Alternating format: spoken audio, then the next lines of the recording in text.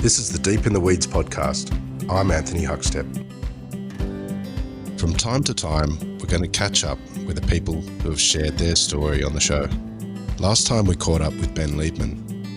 The borders of Denmark were closed, and Noma was on the verge of reopening as a wine bar to welcome back the Danes. Well, one of the world's best restaurants actually did that, and sold an amazing burger that the Danes queued for, made the rest of the world bloody jealous. Ben, that was a bit mean of you guys, wasn't it? I don't know how to come back to that. You know, it might be my new kind of positive spirit, but no, it was a little cruel. Yes, it probably was. Well, it looked bloody good. Look, it was a pretty extraordinary burger. I think what the team created, both the cheeseburger and I must say even the vegetarian, the plant-based burger, they were pretty extraordinary. And beyond that, the whole experience was special. It was special. Well, let's talk about that because that's what we're here to talk about. I mean, the burger, maybe one day we'll get to try it because it does look amazing. But how was it in that period since we've spoken to you and the reopening and welcoming back the Danes? What's this experience been like? I've got to say, mate, it's quite extraordinary to think about where we were as a family, as a team, as a city, as a community back then, which I think was maybe 6 or 7 weeks ago, and where we are today. I am sitting on the harbour side. I am in the outdoor bar and dining space of Restaurant Bar, which is in the old Noma. Every now and then, you're probably going to hear the sound of splashing, which is Danes jumping into the harbour. Really? It's 27 degrees, it's blue sky. And I am going to say something a little flippant, but then we'll jump into it, which is, to some degree, if you dropped in and just had a look at at what I'm saying, you'd think that other than perhaps the absence of tourists, which means the city is a little quieter than it would otherwise be, purely on an observation perspective, it's as if it never happened, mate. It's a really weird. I don't know. It's a strange dynamic at the moment. On one hand, this city is coming back. It has emerged from this hibernation that the government put in place. It is coming back as a community. People are dining out. People are at bars and cafes. They're at retail. They're starting to go back to work. Schools have come back and are now finishing for the summer break. Borders are reopening. Borders reopened, I think, this week to Germany and Iceland and Norway. And they will reopen next week, I think, whatever the 27th of June is, to all of Europe and the Schengen zone, including the UK.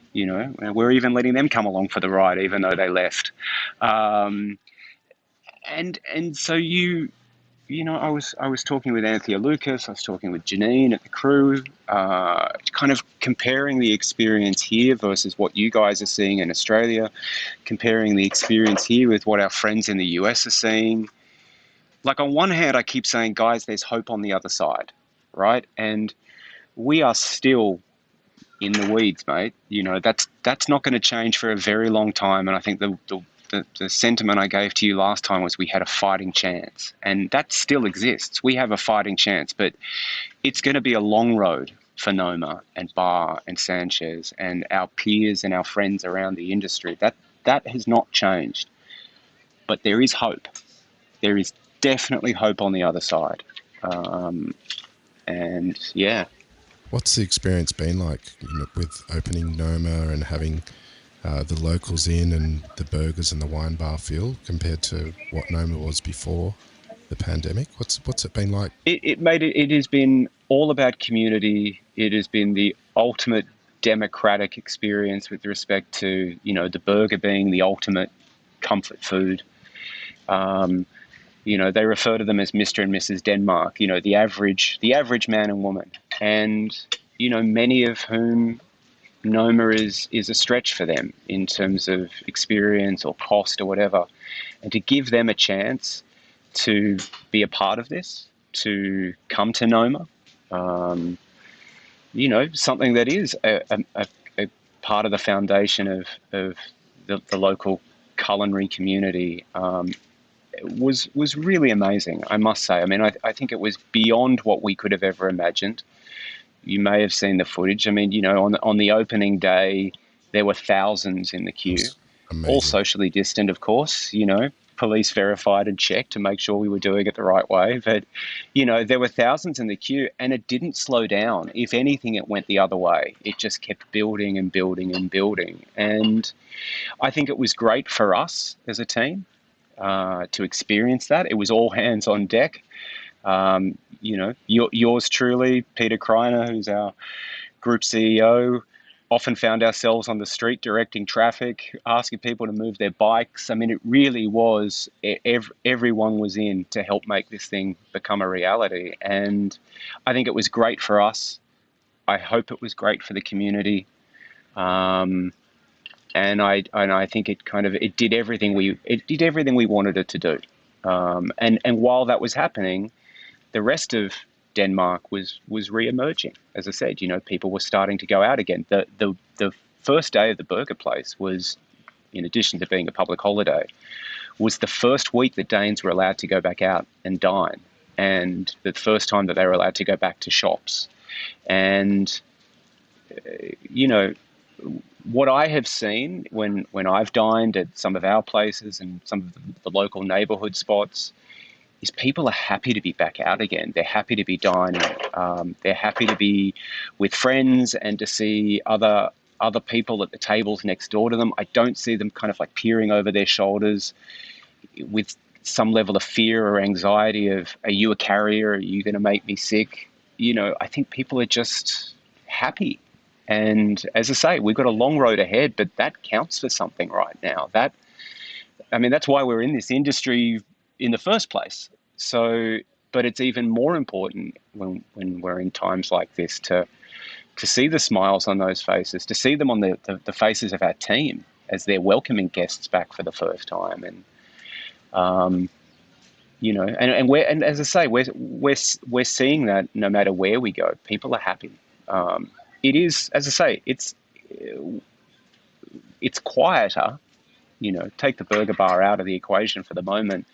I'd say across the board, it's certainly quieter than it was a year ago or 2 years ago, and that's just because of the absence of tourists. This is a city of less than 1 million that welcomes millions of tourists every year, and I think 10 to 15% of them say they're coming for culinary experiences. So those people are gone right now, and I hope it comes back sooner, especially with the borders reopening. That gives us, again, I think, an injection, hopefully, assuming the sentiment has extended across Europe and people want to travel again. Hopefully we'll see some of those people again. But right now, this is very much a locals community, and I think people are liking that too. I think it's a chance for them to see and experience things that maybe they haven't before. When we spoke last time, we talked of the government support over there for international workers, and there's a lot of discussion here about when JobKeeper might end, which is looking like September, and the industry is concerned that they need longer. What's the support like over there for workers and moving forward? I mean, to be honest, those conversations, those questions are being asked here too, and I'm not an economist, but I would suggest that may be one of the reasons why the government and the European Union has accelerated the reopening. As it currently stands, the support packages that were put in place by the government, not just for hospitality, but across the board, they will end in July. And there is, conversations at every level of government, lobbying taking place to encourage the government to continue supporting the industry at some level for some time to come, so that there isn't just this hard stop. Because if there is a hard stop, again, remember these support packages went across the entire community and across the entire economy. Then who knows what's going to happen the day after? I know I've read of, what are they calling them, ghost businesses or zombie businesses in Australia that are just kind of shuffling along until September, at which point they will fall. I think that's a risk anywhere that government has come in. As I say, I think it is one of the reasons why the accelerator has been put on the reopening of the economy and the reopening of borders to try and effectively start putting, gas back in the tank. And yes, a continue of those packages will certainly help. It is needed, without a doubt. But maybe that between those two things, some, natural growth and stimulus from within the economy and at that government level will give us all the best chance that we have to make it. I mean, the other interesting thing we have here is you're going into winter now. We're coming into summer. Winter in this part of the world really, the weather starts changing sometime around September, October, earlier if it's a bad summer. Almost at the time that those packages start disappearing, is that traditional time when, it gets a little quieter again. So, we're looking at that balancing act right now. And obviously all of us are hoping that we can make the most of what looks like a great summer, make the most of what seems like some really good, positive and consumer sentiment, hopefully make use of some inbound tourism, really just to give us, that runway that we're all going to need to get through to 21 and beyond.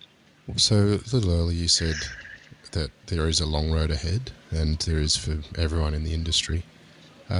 What's the next steps for Noma? If you had discussions about what's going to happen moving forward? Yeah, mate, we're closed at the moment, and we will reopen as Noma on the 9th of July. So 2 weeks away, and that is Noma in the more traditional sense. In terms of its dining experience, in terms of its menu. We're changing it up for the first 3 months in terms of drawing upon favourites from the previous seasons of Noma 2.0 and perhaps some favourites from the previous incarnation. That's really just to give the team a chance to kind of come back together again and get those creative, the creative and operational engines going again. But the plan is that from October, we will then recommence, the model of the 3 seasons, and we'll do that with the fall and game menu. It's looking really strong for the next 3 months, but behind that, the team has done, a Herculean task of effectively cancelling one by one, talking with every one of our international guests and saying, unfortunately, it does not look that you'll be able to join us because of either flight restrictions or borders being closed, and having to cancel those and do it with care and do it, with empathy. I think for some people, the opportunity to come to Noma is almost like winning the lottery and, having that winning ticket and then saying, look, we're terribly sorry, but it doesn't look like you're going to be able to use it. We will find a way to welcome you again in the future. But it's something that we had to do because, as I say, as we reopen, we will be 100% a Danish restaurant in terms of our guests. As I say, borders are starting to reopen, but that's going to take time as well. And when this process began, we didn't know that the borders were going to reopen as quickly as they are. They're often making changes on a day-by-day, week-by-week basis. So it was an enormous task for our our bookings team, for our GM to literally one by one call every one of our international guests, politely, respectfully take those tables back such that we could then fill them with locals to ensure that when we reopen, we are at capacity. But everybody is excited. I mean, I think the team is excited to get back to doing what they love and what they do best. I think again, last time you and I spoke, I said to them that, James Spreadbury and I were talking that they're racehorses in the gates waiting for, and that's it. They're ready for those gates to open again and go back to what they love. You know, the Burger and Wine Bar has been an amazing, almost soft landing to and that's underestimating the amount of work that went into it. But to a degree, it was just a chance for them to, as I say, throw the doors open and welcome people back. But I know everybody wants to go back to doing what we do so well. And I think we're all excited for that. Still a busy 2 weeks ahead to get to that point, but I think we're all really excited. How are you feeling after, we spoke sort of near the beginning of the pandemic and the impact of that, but how has this period changed you, and how are you feeling now that you're on the verge of reopening Noma and almost back in its former self? Look, I'll speak in the I feel really good about it. As I said, there's still a lot of uncertainty for our industry, for our businesses, but I still don't take for granted where I am, Anthony. I don't take for granted the way in which the government stepped in to support the community, the way in which they contained the outbreak, an almost pragmatic but with empathy approach to the reopening, because I don't think there's a going back, to be honest. I don't think they can go back. Obviously, looking at what's going on in Victoria is a bit of a stark contrast to that. But I feel very fortunate to be where we are. I feel very fortunate to have the team around me that, has supported one another and been, I don't know, everybody's rolled up their sleeves to do whatever it takes to, as I say, to give us that best shot to get through. But I'm also extremely grateful for the time that it's afforded me with my family. I think it's something that, Renee and Peter and everyone who has families and loved ones here, I think as busy as it has been, as crazy as it has been sometime, it has allowed us to pause, to recalibrate, to be with our families. I mean, mate, I was to some degree living on a plane for the last 18 months. And I've been grounded since March, and I love it. I love it that I'm not on another plane, and that I'm able to be here more with family and with team.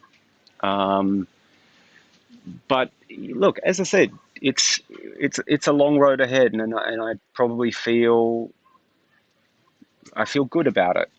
I don't think anyone's going to get out of this unscathed. I know we're still going to take some bruises along the way. That is for certain. But I do feel good about it. I think the only time I ever, kind of have to question myself on that is when you do read about some of the challenges that are happening in Australia, or some of the challenges that are happening in the US within the industry, and either you check yourself because you can't forget what others are going through, or you check yourself because you think, shit, it was only 3.5 months ago when this started, and it's still so real for so many, and what if it comes back here? Or what if, and not even if, there is going to be a when. It is going to bounce back as borders reopen, of course that is. So you occasionally have those moments of doubt of what's going to happen, but they're far outweighed by, at least personally, that sense of hope and positivity. I think it's something you and I talked about the last time. It's all we've got to hold on to at the moment anyway, is hope, positivity, and those around us. So, right now, I'll hold on to all of those with dear life. Well, I think last time we spoke, I asked you, what's it going to feel like the day that Noma opens again in its, original or normal form. And, I guess at the time that I asked you, it probably felt like forever away. And here we are in a couple of weeks' time. You're going to be doing that. how are you going to feel that day? I think I've already felt it. I think I've gone, again, just speaking for me personally, I think I've felt that I've gone through those emotions. The first place I dined out at was a restaurant here called Baraba, which is owned by one of the former members of 108. And the second place I went to was Sanchez, which was Rosillo's. This was before the burger place. And mate, I went through those emotional waves in terms of, seeing Rosillo and seeing Ricardo, and just that, it was. I remember getting emotional when you asked me that question the first time, and I'm, doing the best I can to bite my tongue so I don't do it again. but I think to some degree I felt that emotion already. I've gone through that wave of seeing our friends again, and seeing them doing what they love and what they do best. I'm sure, we'll have a soft opening, friends and family for Noma just before we reopen to the public, and I know I'm going to go through that same wave when I step through the door there as well. It's impossible not to, It's I do. I love every one of these people that I work with. So, yeah. Well, mate, really appreciate you giving us a bit of time, and it sounds lovely in the background there, sitting by the water, and I'm a bit jealous of the temperature, actually. It's a bit cold here at the moment in Canberra, but yeah. Look, please keep in touch. Good luck with the opening in a couple of weeks, and really look forward to seeing what happens in the future. And I'd love to catch up again at some time if you're willing. You know where I am. And as always, sending the best to you and your family, but to whoever's listening in the industry, sending love to them, to everyone there as well. As I say, there is hope. It's going to be hard, but there's hope. Mate, you're a legend. Thanks, Ben. This is the Deep in the Weeds podcast. I'm Anthony Huckstep. Stay tuned as we share the stories of Australia's hospo community, suppliers and producers in search of hope during this pandemic. Special thanks to executive producer Rob Locke for making this all happen. Follow us on Instagram at Deep in the Weeds Podcast, or email us at podcast@deepintheweeds.com.au. Stay safe and be well.